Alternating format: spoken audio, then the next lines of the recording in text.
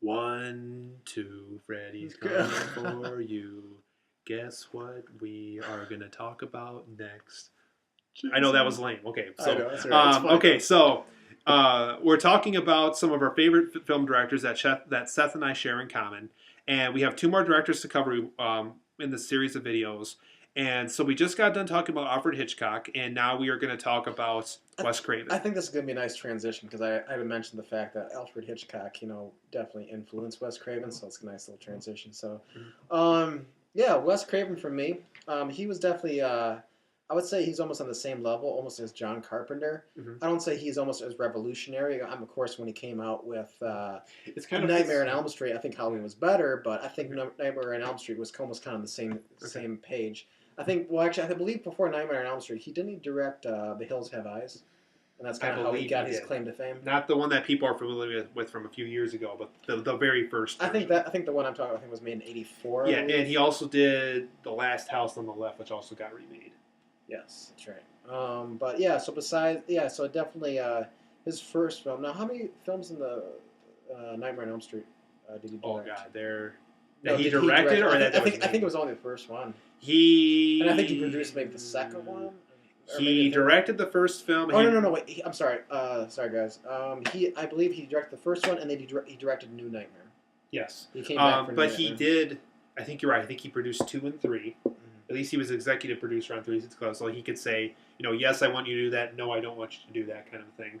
And also, Frank Darabont from Shawshank Redemption wrote the script for the third one. So I love the third one. You can tell, but. And he, like Seth said, he directed New Nightmare, which was the 7th one. And he, like what he did with number 3, he was one of the executive producers for Freddy vs. Jason. So he could say yes, do this for Freddy. Producer? Yeah, he could say yes, do this for Freddy. No, not do that for Freddy. So you can tell he doesn't like that one either. But and also, if you watch the remake, he's credited for creating the original characters, which they should do because he did create the original characters. But no, I know this is kind of totally off subject, but I don't know if whoever you guys, I don't know if many of you guys have seen the new remake. I think it wasn't like Freddy was supposed to be a. They tried to turn him into a pedophile. A pedophile child molester, yeah. It was just really not the Freddy I remember. It was awkward, Freddy. And he didn't really have a lot of the comical stuff as the original Freddy because he was very well. Also, he was cynical, but he also has he had his one-liners you'd see from Arnold Schwarzenegger. Well, also keep in mind that the guy who did the remake of Nightmare on Elm Street, that was his first movie. Oh, that was his first. His name was Brad Fuller, and actually not. It's either Brad Fuller or Andrew Fuller, and I haven't seen him direct a movie since then. So someone said, "So, Mr. Fuller, we noticed your film didn't do quite so well. So you're gonna have to go talk to Mr. Coppola and produce a film by yourself now." I don't know the true story, but my guess is that's what happened after the new Nightmare film didn't do so well. Actually, I would actually come to say I think definitely Nightmare on Elm Street was good. I think this might be I might get ridiculed by fans here, but I think almost to a certain extent I thought the original Scream probably was just as good as Nightmare on Elm Street. I think it was definitely on the same level. I guess maybe in my opinion I think maybe it was slightly better, but I think on the same level they were both original stories that came up with their own little villains. And I remember actually seeing the first Scream film. I remember my sister had. She was with her friends and downstairs, and of course, at this time, watching, VHS was awesome. Everything's DVD and Blu-ray. Or no, I'm sorry, we're past DVD now. It's Blu-ray, but anyways, we're on Blu-ray 3D. Blu-ray 3D. Gosh, remember HD DVD? Oh God, that's horrible. But anyways, yeah, I remember and this is when I was younger, and I never had seen anything violent, in regards into cinematography and. I just so happened to. They were just watching the film, and I so happened just to come downstairs, and this is of course, this is very famous because Drew Barrymore was only in the film for 10 minutes, yeah. Yeah, exactly 10 minutes. But I remember I came down just because of that part. And I didn't even know it was that. Who would have ever guessed that the girl from E.T. gets her flesh ripping open in the first scene? I remember seeing her getting. Of course, I think when the crime was being committed, when she was being gutted, they don't show it until when And when they show it, man, do they show Well, it. but they don't show until they're hung on the tree and her parents see. It's like, oh my god, no. But anyway, when I saw it, I'm like, holy crap! So I ran up the stairs like, oh, this is the worst movie I've ever seen in my life. So of course, it was definitely it was a bad thing to see as a child, but I guess that was me. But just in regards to Scream, I think just the concept. I don't think the concept wasn't original, but just the way he developed his characters, how he took a major star, a child-born star, and killed her off in 10 minutes. I thought that was very original. I don't think you've really seen that in a whole lot of films. I think Neve Campbell was new at the time, too. Neve Campbell was the person that survived throughout the movie and later came back. And unfortunately for Neve Campbell, that was like her only film franchise she could ever really. How many other films do you see Neve Campbell in? Besides, for us guys, come on, Tom, Wild Things. Just saying. Okay, one movie outside of Scream. Just saying. It's like, well, I worked on Wild Things a few years ago. But the only things why she was so successful in Wild Things, besides some full frontal scenes, come on, had Kevin Bacon. Okay, because it's Kevin Bacon, it's all of a sudden good. Exactly, it's got Kevin Bacon. But I think I think he actually directed not only the first Scream, but I think he also directed 2, 3, and 4, didn't he? Yes. I believe he did. But if he didn't direct 3, I know what else he did. He would produce it. You know what else that Wes Craven directed that it's very famous on a camp level. Like in today's society, people try to forget this movie and everything, but he actually directed the DC comic adaptation of Swamp Thing. Remember the Swamp Thing movie? Come back to me. I know I'm a swamp creature, but I love you. That's why I can't do that, because I've never seen it. So. Come on, guys. That was fun on a camp level, right? Right? Better than Scream 3. Okay, well, anyway, before Seth talks again, I really loved the original Nightmare on Elm Street. I thought it was great. I thought, it was. I loved how they introduced the dream world into a horror film without saying, "Hey, it's a slasher movie. Let's just get some people, get a killer, and then bang, we're ready to go." Wasn't during that same time that film had come out? Actually, wasn't there real cases where people actually started dying in their sleep? Wes Craven based it off of cases where people were dying in their sleep, and he came up with the idea of a common killer. Well, there was a common killer who was attached to all those things. So. Okay, sure. So I think it was definitely a good concept to roll out because it just made it just that more realistic. I would actually I would feel horrible, if someone if I was related to it, say my uncle that died in his sleep, and all of a sudden, a couple months later, all this new concept called Nightmare on Elm Street. Like, oh shit! Yeah. Was it truly Freddy? Yeah. And for me, guys, when it comes to Wes's other work outside of Elm Street, which is obviously my favorite work that he's done, but I liked the first Scream movie. I'm definitely along the line of those who thought it didn't need sequels. For me, it's kind of like the Ocean's 11 movies. It's just like they didn't need to make those. It's just like the number one was so good, and it's one of those movies where you can't help watch sequels. Like, oh well, guess what? They're just friends of the people from the first film.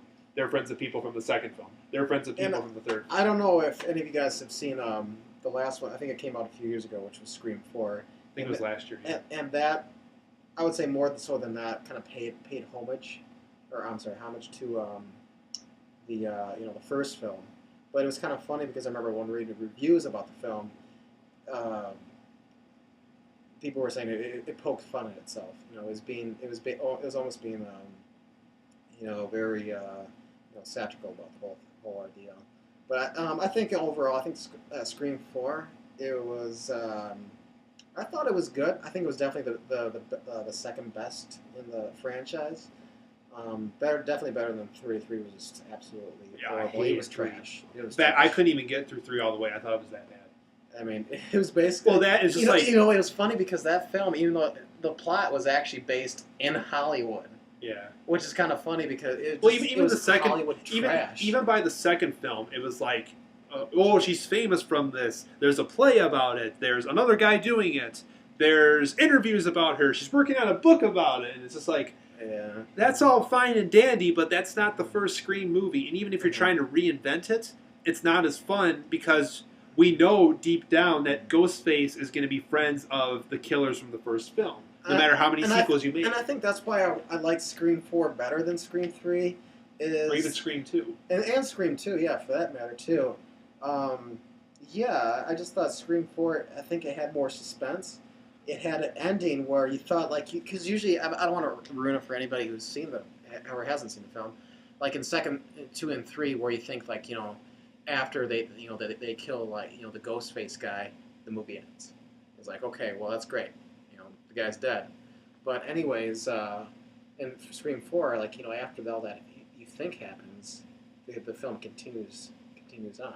It doesn't stop right there. It actually has almost like it's part of the original film, but it's like an ending, and then on top of the ending, it has an alternate ending, which is the true ending. I think I heard somewhere Wes Craven, kind of like what Nolan did for Dark Knight Rises, he didn't tell the ending to his cast until they actually had to film it. Mm-hmm. I think it wasn't until they were like, okay, now I get why it's going to end this way and stuff like that. But we have to talk about one more director before we can completely conclude our video. We're going to talk about the Farrelly brothers last. I like the Farrelly brothers. I think that they haven't done a lot of good things in a while, but like I haven't seen the new Three Stooges movie, but I really liked. They did that? Yeah. So you can see by his reaction that they haven't done very much, but Shallow Hal I really liked. I bet I really love that movie. I like. There's something about Mary. For me, and it's all about Dumb and Dumber. I would say I'm hoping maybe 9 out of 10 people who are actually watching this video would probably say Dumb and Dumber.